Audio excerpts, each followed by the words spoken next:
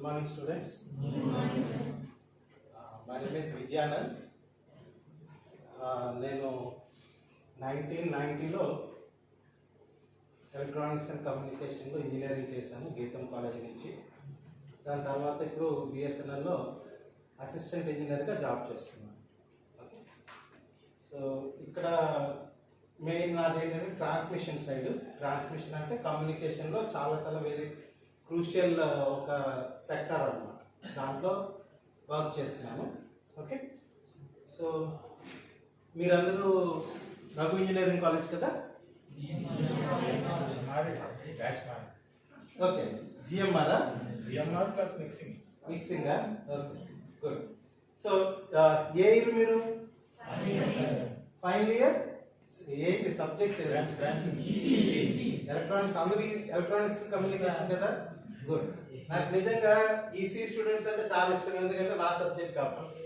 Okay, so first మీకు ప్రశ్న, మీరు ఎందుకు ఈసీ చూస్ చేసుకున్నారు? మీరు చూస్ చేసుకున్నారా, ఇంక వేరే ఆప్షన్ లేక జాయిన్ అయ్యారా?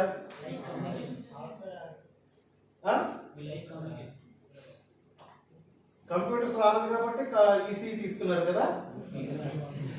నిజంగా ఇంట్రెస్ట్ వచ్చి నాకు కంప్యూటర్స్ వద్దు, నేను ఈసీ తీసుకున్న వాళ్ళు ఉన్నారా? Very good. సో ఈసీ అంటే ఏంటంటే ఎలక్ట్రానిక్స్ అండ్ కమ్యూనికేషన్ లో చూడండి, మీకు ట్రిపుల్ అని ఉంటుంది కదా? ఏంటి ట్రిపుల్ అంటే ఏంటి? Electrical and electronics. సో ఎవరైతే ట్రిపుల్ కంప్లీట్ చేశారో వాళ్ళని ఏమంటాం మనం? ఏ ఇంజనీర్స్ అంటాము? ఎలక్ట్రికల్ ఇంజనీర్స్ కదా? సో ఎవరైతే ఈసీ 4 years కంప్లీట్ చేశారో మనం వాళ్ళని ఎలక్ట్రికల్ ఇంజనీర్స్ అంటాం కదా? మరి ఈసీఈ కంప్లీట్ చేసిన వాళ్ళని ఏమంటాము? ఎలక్ట్రానిక్స్ ఇంజనీర్ అంటామా? Yes, you are a communication engineer. Okay, first అది తెలుసుకోండి. You are not an electronics engineer because electronics అనేది ఎలక్ట్రికల్ వాళ్ళు కూడా చదువుతారు. ఎందుకు ఎలక్ట్రికల్ వాళ్ళు ఎలక్ట్రానిక్స్ చదువుతారు అంటే బికాస్ ఆ సబ్జెక్ట్ కూడా అవసరం కాబట్టి. అట్లనే మన కమ్యూనికేషన్ లో కూడా ఎలక్ట్రానిక్స్ అనే సబ్జెక్ట్ మనకు తెలియాలి కాబట్టి. ఎందుకు? వై? కమ్యూనికేషన్ వాళ్ళకి ఎలక్ట్రానిక్స్ అనేది ఎందుకు తెలియాలి?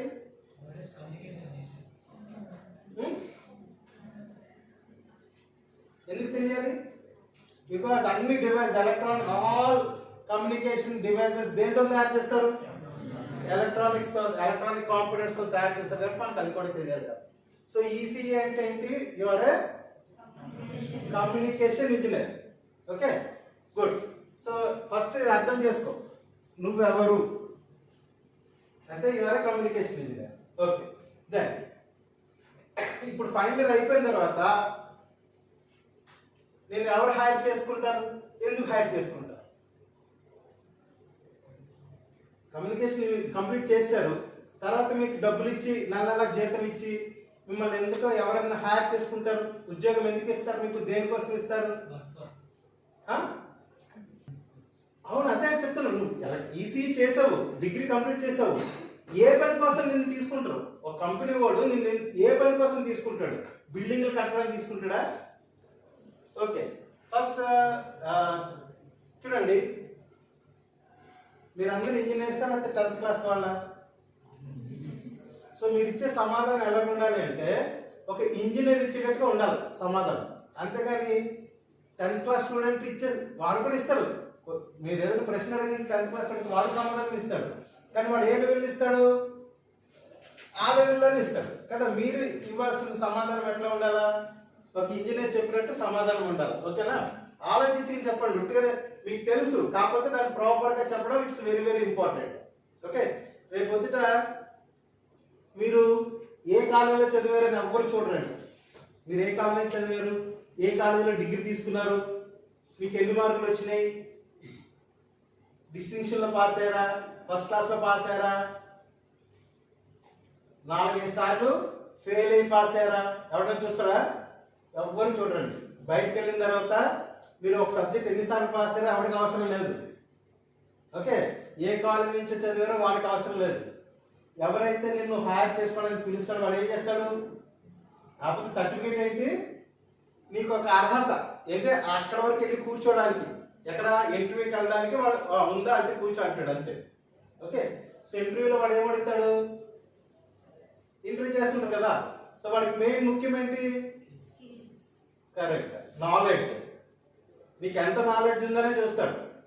సార్ నేను డిస్టింక్షన్ నుంచి పాస్ అయ్యానండి. ఓకే, నువ్వు డిస్టింక్షన్లో పాస్ అయ్యావు, సరేనమ్మా. ఒక క్వశ్చన్ అడుగుతుంది, అక్కడ ఎలా కడతారు సార్? అన్ని బేసిక్ క్వశ్చన్స్ ఉంటాయండి. మీరు ఏదో కాంప్లికేటెడ్ అదే శ్రీదేవి అడిగే వెళ్ళారనుకోండి, అక్కడ ఏమీ ఉండదు. చాలా సింపుల్గా బేసిక్ క్వశ్చన్స్ అడుగుతాడు. ఓకే, సో నువ్వు డిస్టింక్షన్లో పాస్ అయ్యావు, ఒక ప్రశ్న అడిగాడు అనుకోండి, ఒక క్వశ్చన్ వేస్తాడు సింపుల్గా, నువ్వు సరిగ్గా సమాధానం చెప్పలేదు. ఎవరో ఒక నువ్వు అనుకుంటావు, వాడవాడు బార్పల్ గ్రామంలో చిన్న కాలేజ్ నుంచి వచ్చాడు, వాడు 4 సార్లు ఫెయిల్ అయ్యి వచ్చాడు అనుకుంటావు నువ్వు. కానీ వాడు కరెక్ట్ సమాధానం చెప్తాడు. ఎవరికి ఇస్తాడు ఉద్యోగం? ఎవరికి వస్తుంది ఉద్యోగం? కరెక్ట్. ఆ టైంలో ఎవరైతే కరెక్ట్గా ఆన్సర్, రైట్ టైంలో రైట్ ఆన్సర్ ఇస్తే వాడికే వస్తుంది. అవునా కదా? నీకు తెలుసు, యు నో, యాక్చువల్గా నీకు ఆ సమాధానం తెలుసు, కానీ ఆ టైంలో నువ్వు చెప్పలేకపోతే వేస్ట్ కదా. ఇంతకాలం నువ్వు చేస్తున్నంత కూడా waste. So it's very very important ఏంటంటే, నువ్వు ఇచ్చే ఆన్సర్ ఎలా ఉండాలంటే స్పెసిఫిక్గా పర్ఫెక్ట్గా ఒక ఇంజనీర్ ఇచ్చినట్టు ఉండాలి. ఓకే, సో 10th క్లాస్ వాడు ఇచ్చినట్టుంటే వాడు వింటాడు, వాడు ఏమండు వింటాడు, ఓకే అంటాడు. నువ్వు అడిగిన ప్రశ్నలు కలిగి సమాధానం ఓకే అంటాడు, బయట కూర్చో బాబు అంటాడు, మళ్ళీ పిలుస్తానంటాడు, అంతే. మళ్ళీ నీకు కాల్ రాదు. Okay, so that's very very important. మీరు సమాధానం చెప్పేటప్పుడు ఆలోచించుకొని give answer in such a way that ఇంకా పర్ఫెక్ట్గా ఉండాలన్నమాట. ఓకే, సో కొంతమంది పర్ఫెక్ట్గా ఉంటారు, నేను కాదను. ఒకవేళ మీకు లేకపోతే నేర్చుకోండి. ఇక్కడ వై యూ కేమ్ హియర్, ఎందుకు వచ్చారు మీరు ఇక్కడికి? కాలేజీలో చెప్పట్లేదా మీకు? ఉన్నారు కదా, ప్రొఫెసర్స్ ఉన్నారు, లెక్చరర్స్ ఉన్నారు. వాళ్ళు కాకుండా ఇక్కడికి ఎందుకు వచ్చారు? ఎందుకు వచ్చారు ఇక్కడికి? ఇంకేదో కొద్దిగా నేర్చుకోవడానికి కదా. సో ఫస్ట్ మీ మైండ్ ఒకటి పెట్టుకోండి ఏంటంటే, this is not your college. Okay, ఇది కాలేజ్ కాదు. ఫస్ట్ ఇది కాలేజ్ అన్న ఏదైతే మైండ్లో ఉందో పక్కన పెట్టండి. ఓకే, సో మీరు కాలేజీలో ఎలా బిహేవ్ చేస్తారు మీ ఇష్టం. అది మీరు సరదాగా జోక్ చేసుకుంటారా, ఆడతారా, పాడతారా, క్లాస్ వినరా, అది మీ ఇష్టం. బట్ ఇక్కడ మట్టు అవి వద్దు. సో ఇక్కడ ఎందుకు వచ్చారంటే డబ్బులు కట్టి వచ్చారు కదా. So learn something more. అక్కడ నేర్చుకున్న దానికంటే కొద్దిగా ఎక్కువగా నేర్చుకుని వెళ్ళండి. ఎక్కువ నేర్చుకుని వెళ్ళాలంటే మీరు ఎలా ఉండాలి? ఇక్కడ జస్ట్ ప్రతిదీ కూడా నేర్చుకోవడానికి సిద్ధంగా ఉండండి. ఓకే, అంతేగాని ఇక్కడికి ఏదో వచ్చి నేను జాలీగా ఒక 4 రోజులు గడిపేసి వెళ్ళిపోదాం అంటే వేస్ట్. అట్లా ఎవరైనా వచ్చింటే దయచేసి నో ప్రాబ్లం, సార్ ఏమో అటెండెన్స్ ఇచ్చేస్తారు. మీకు అటెండెన్స్ కావాలి కదా, లాస్ట్ సర్టిఫికేట్ కావాలి కదా మీకు, అంతే కదా. 1 month certificate, 1 month certificate, college చూపించడానికి సర్టిఫికేట్ కావాలి కదా, no problem. You don't come to this training classes. Okay, ఒక 1 month అయిన తర్వాత చెప్తాను సార్కి, సార్ సంతకం పెట్టి నీకు సర్టిఫికేట్ ఇచ్చేస్తాను. You and go and submit, అంతే కదా. అట్లా కావాలనుకుంటే అట్లా చేయండి. ఎవరు నువ్వు సరదాగా కాలేజీ లాగా ఆడుతూ పాడుతూ జాలీగా గెలిపోతానంటే అలా చేయండి, నో ఇష్యూ. బట్ క్లాస్ ఉంటే మటుకు బీ లైక్ ఏ స్టూడెంట్, ఒక విద్యార్థిలాగా కూర్చోండి. Okay, you will learn so many things of course. Okay, చాలా విషయాలు మీరు నేర్చుకుంటారు అలా ఉన్నట్లయితే. 1 month is a great opportunity for you, okay, to learn something more. Okay, ఇక్కడ ఏవైతే మీరు నేర్చుకుంటారో, బికాస్ ప్రొఫెసర్స్ ఉన్నారు, వాళ్ళు కూడా మీకు చక్కగా చెప్తారు. బస్ వాళ్ళు ఏంటంటే థియరిటికల్గా వాళ్ళకు ఉంటుంది కానీ ప్రాక్టికల్ నాలెడ్జ్ ఉండదు. So but here we are having a practical knowledge.